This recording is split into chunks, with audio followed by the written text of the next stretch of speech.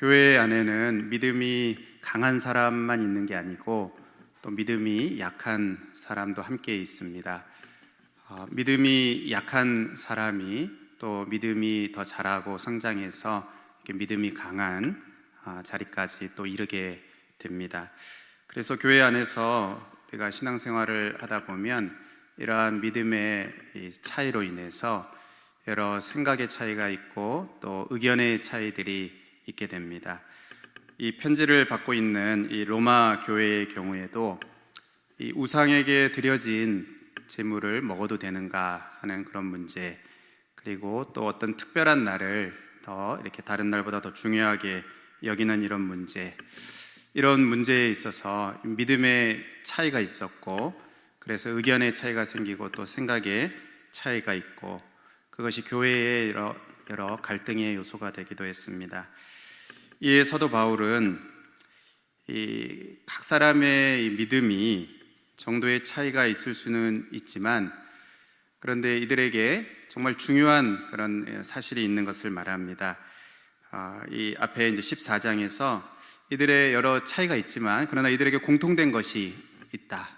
그것은 이들이 형제라는 겁니다. 믿음이 강할 수도 있고 또 약할 수도 있지만 한 형제다. 그리스도께서 대신하여 죽으신 형제다. 모두가 다 그리스도 안에서 한 형제고 그리스도께서 그들을 위하여 죽으셨다 하는 이 중요한 사실을 말하면서 14장 19절에 그러므로 우리가 화평의 일과 서로 덕을 세우는 일을 힘쓰라.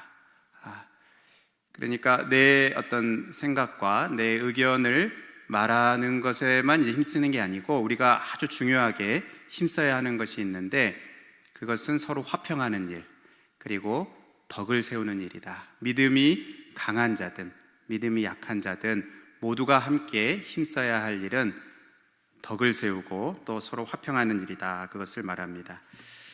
그러면서 이제 한 걸음 더 나아가서 오늘 15장 1절에 믿음이 강한 자들에게 또 추가적인 그런 권면을 합니다. 믿음이 강한 우리는 마땅히 믿음이 약한 자의 약점을 담당해라. 요거는 이제 앞에 로마서 14장 1절에도 믿음이 연약한 자를 너희가 받되 그의 의견을 비판하지 말라, 받으라 그렇게 말했습니다. 그리고 여기 15장 1절에 믿음이 강한 우리는 마땅히 믿음이 약한 자의 약점을 담당하라. 이 권면은 특별히 믿음이 더 강한 자들에게 주시는 권면입니다. 강한 자가 약한 자를 받는 것이 마땅한 것이고 또 그 약점을 담당해야 한다 하는 이러한 권면을 주면서 이것이 마땅하다, 이것이 당연하다, 그렇게 말씀하고 있습니다. 사랑하는 성도 여러분, 우리는 어떻습니까? 우리도 이것이 당연하게 그렇게 하고 있습니까? 당연하게 여기고 있습니까? 우리들의 모습도 당연합니까? 우리도 서로 화평하고 그리고 또 덕을 세우는 그러한 일에 힘을 쓰고 있습니까? 또 나보다 약한 그러한 사람을 받아주고 그 약점을 담당하는 그러한 일을 하고 있습니까? 오늘 먼저 우리가 살펴볼 것은 예수 그리스도께서 연약한 우리를 받으셨다는 것입니다. 오늘 7절을 중심으로 이제 말씀드릴 텐데, 그러므로 그리스도께서 우리를 받아, 그리스도께서 우리를 받으셨다, 그렇게 말씀하고 있습니다. 우리가 사는 이 사회에서는 강한 자가 약한 자를 짓누릅니다.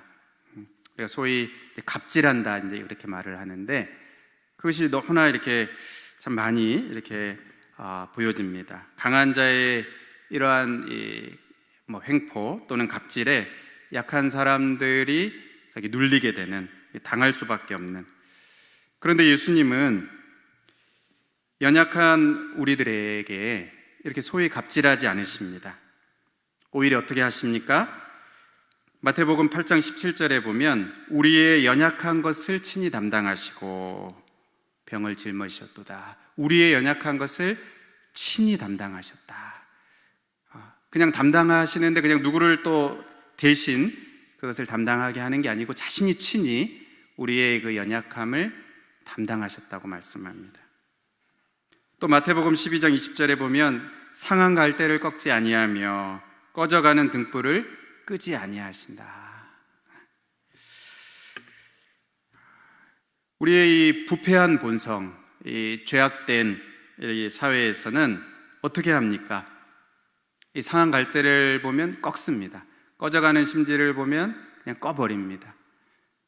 강한 자 앞에서 이렇게 약해지고 뭐 그럴 수 있는데, 그런데 그 약한 자 앞에서 오히려 이제 강한 척하고 강하게 또 짓누르고 또 이렇게 군림하려고 하는, 이것이 이렇게 부패한 우리의 본성의 모습입니다.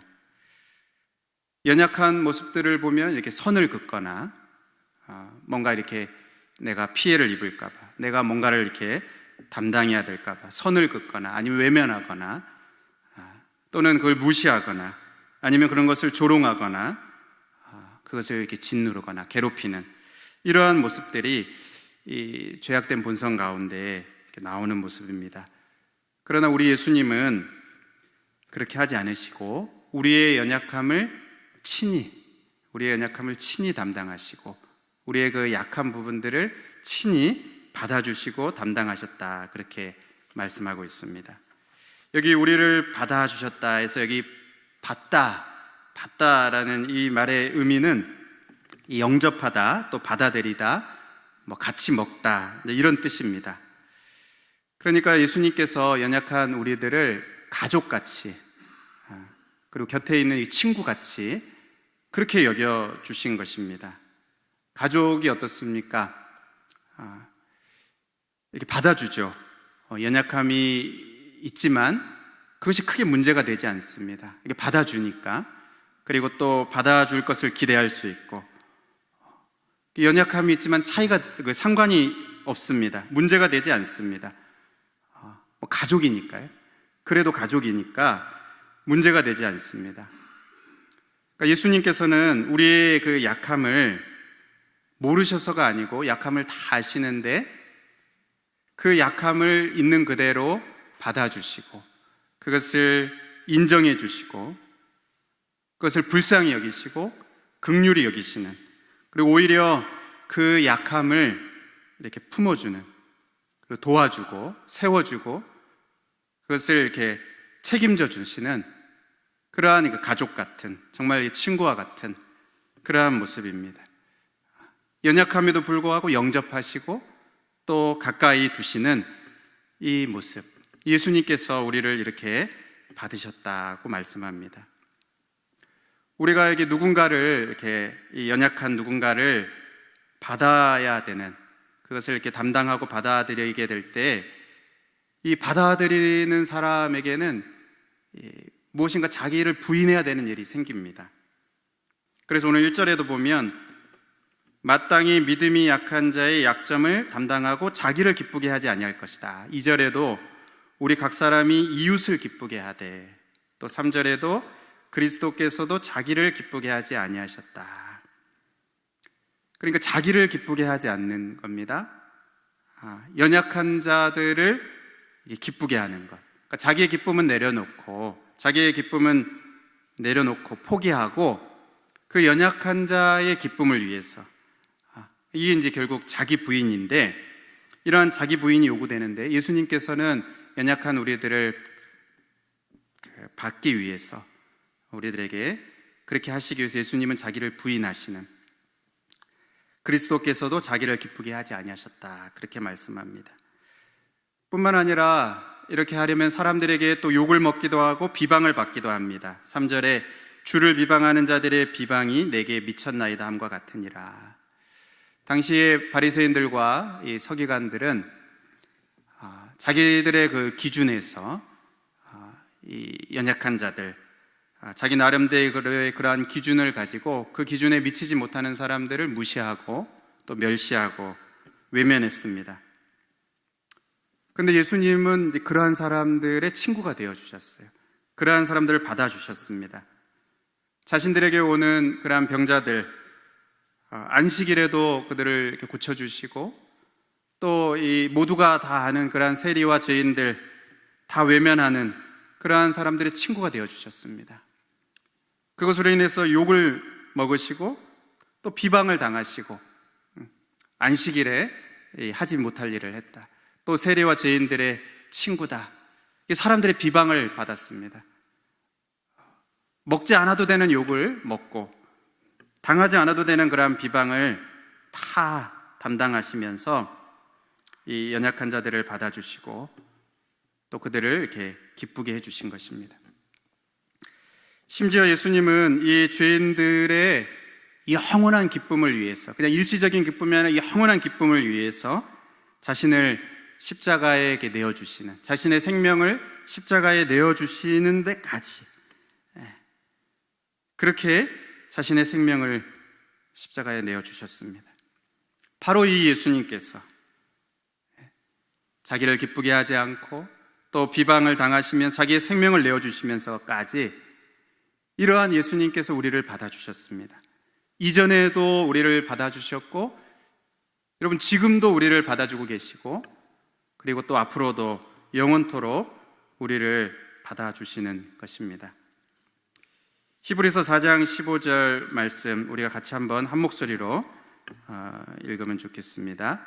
같이 읽습니다. 우리에게 있는 대제사장은 우리의 연약함을 동정하지 못하실 이가 아니요 모든 일에 우리와 똑같이 시험을 받으신 이로되 죄는 없으시니라. 16절 그러므로 우리는 긍휼하심을 받고 때를 따라 돕는 은혜를 얻기 위하여 은혜의 보좌 앞에 담대히 나아갈 것이니라.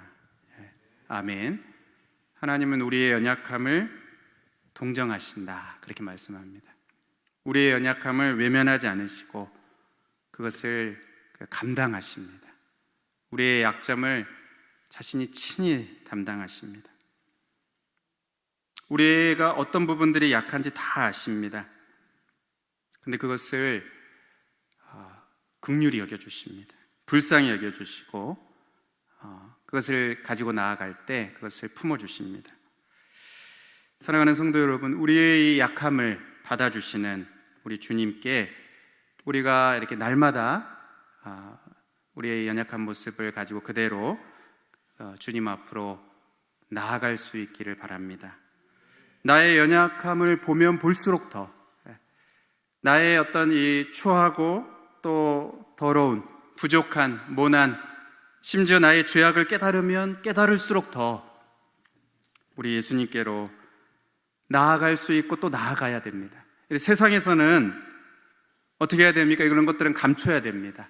나의 약점은 감춰야 됩니다. 나의 부끄러움들은 감춰야 되고 수치스러운 것들은 다 감춰야 되고 은폐해야 되고 숨겨야 되고 강한 척해야 되고 센 척해야 되고 아무 일 없는 척해야 되고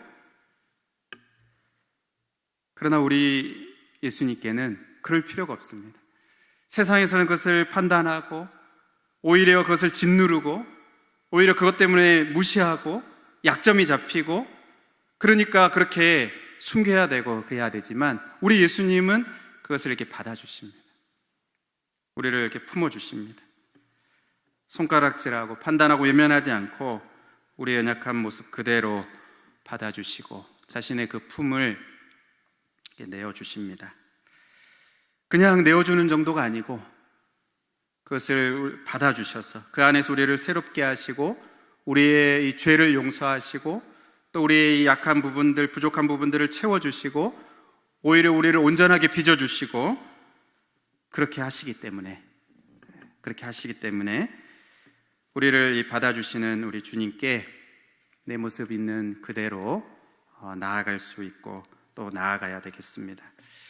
우리가 다음으로 오늘 본문에서 이 놀라운 말씀이 이어지는데 바로 이렇게 예수님께서 우리의 약점을 받아주시는 우리의 약함을 받아주시는 이것이 하나님께 영광이 되는 것이라고 말합니다.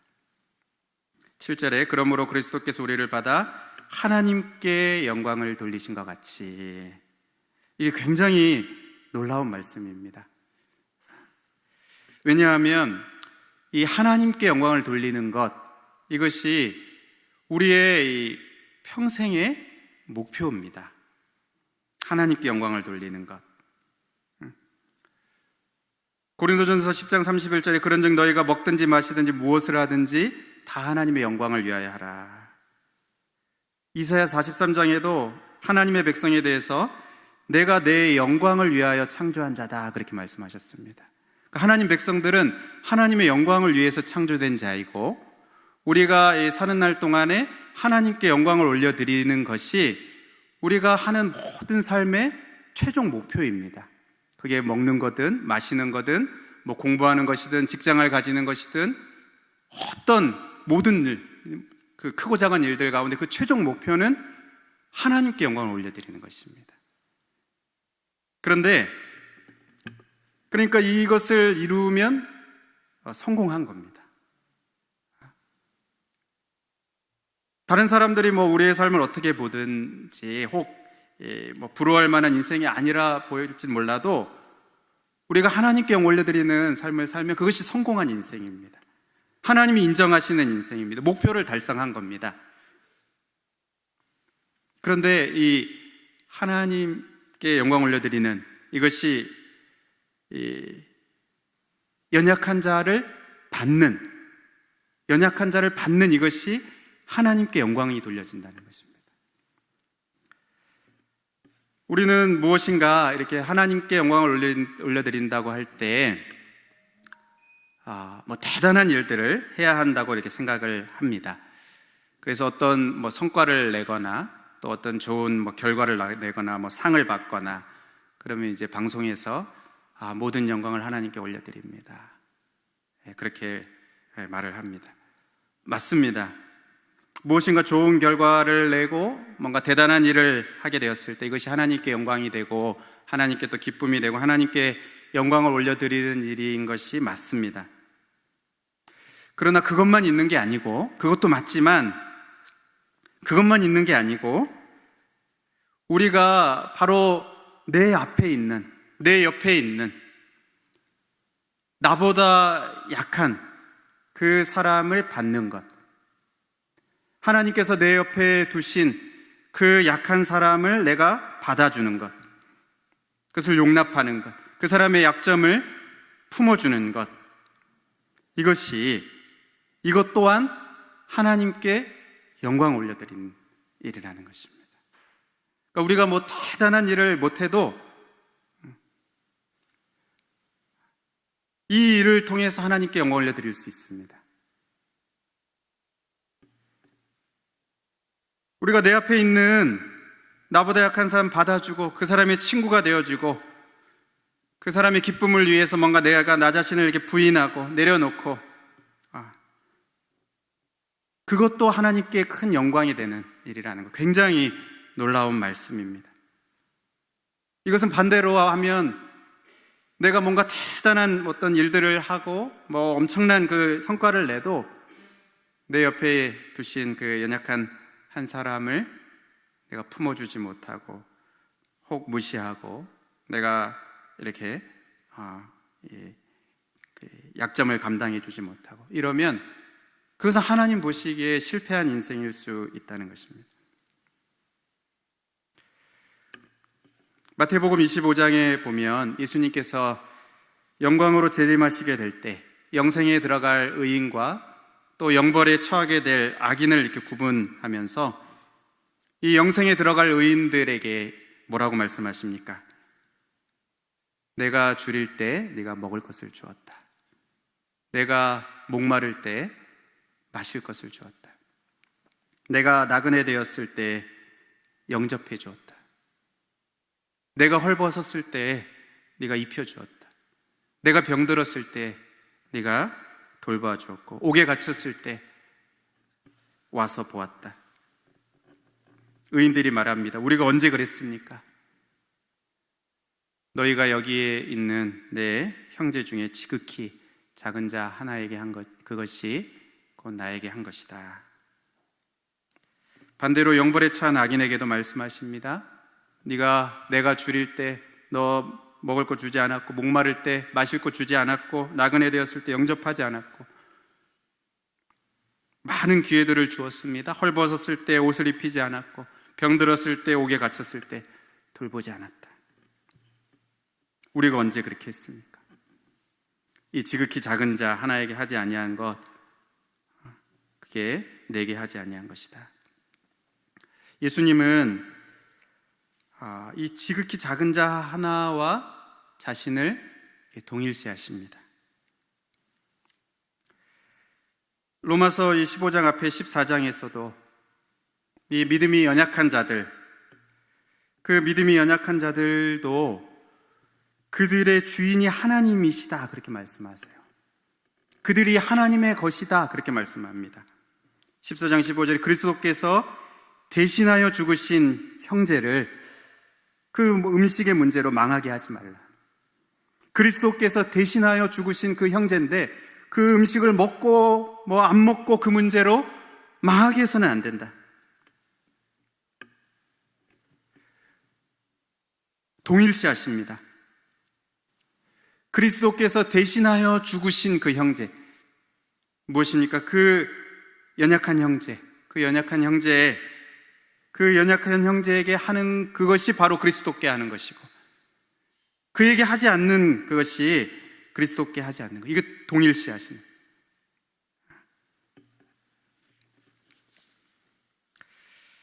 사랑하는 여러분, 우리가 내 옆에 있는 나보다 더 연약한 그 사람을 받고 또 그를 기쁘게 하기 위해서, 혹 내가 욕을 당하고 또 내가 비방을 당한다 하더라도 그렇게 섬기는 것,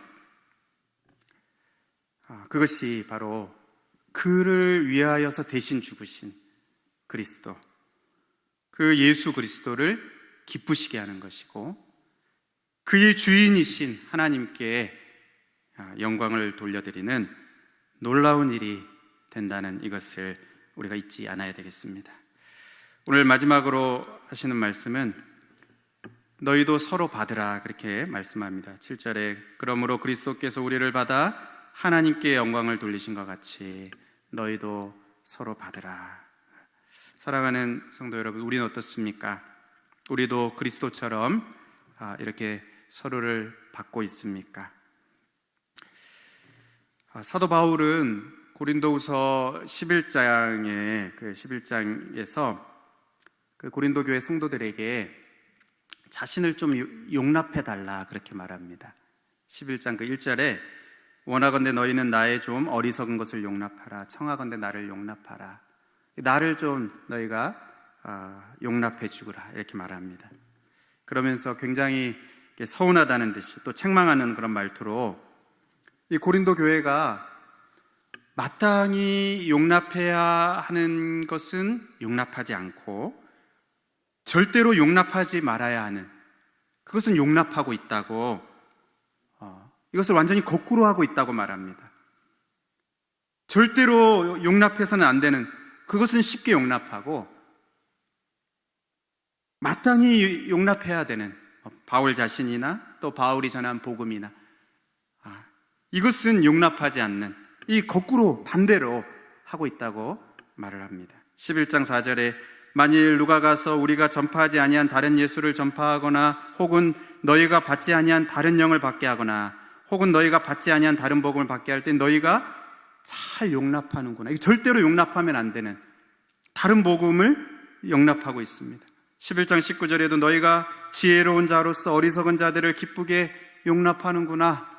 20절에도 누가 너희를 종으로 삼거나 잡아먹거나 빼앗거나 스스로 높이거나 뺨을 칠지라도 너희가 용납하는도다.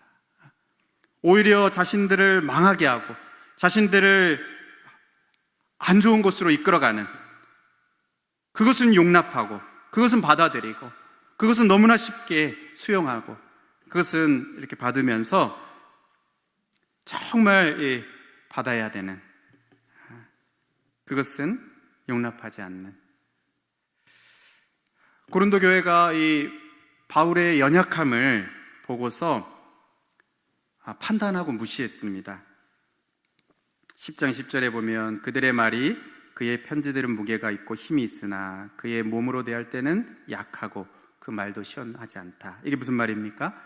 그가 이렇게 편지로 대할 때는, 바울이 편지를 써서 보낼 때는 막 힘이 있고 그 편지에 무게가 있고, 그런데 직접 이렇게 보니까 말도 잘 못하고 또 약하고 말도 시원치 않고 그렇다는 겁니다. 바울에게도 연약함이 있었습니다. 바울 같은 사람도 연약함이 있고 무엇인가 다른 사람이 받아줘야 되는, 그 약함을 품어줘야 되는 그런 모습들이 있었다면 누가 정말 예수님 말고 누가 그렇지 않은 사람이 있을 수 있겠습니까? 바울도 좀 나를 용납해달라. 그리고 내가 전하는 이 복음, 나의 약함이 있지만 그러나 이 복음을 무시하면 안 된다 말합니다.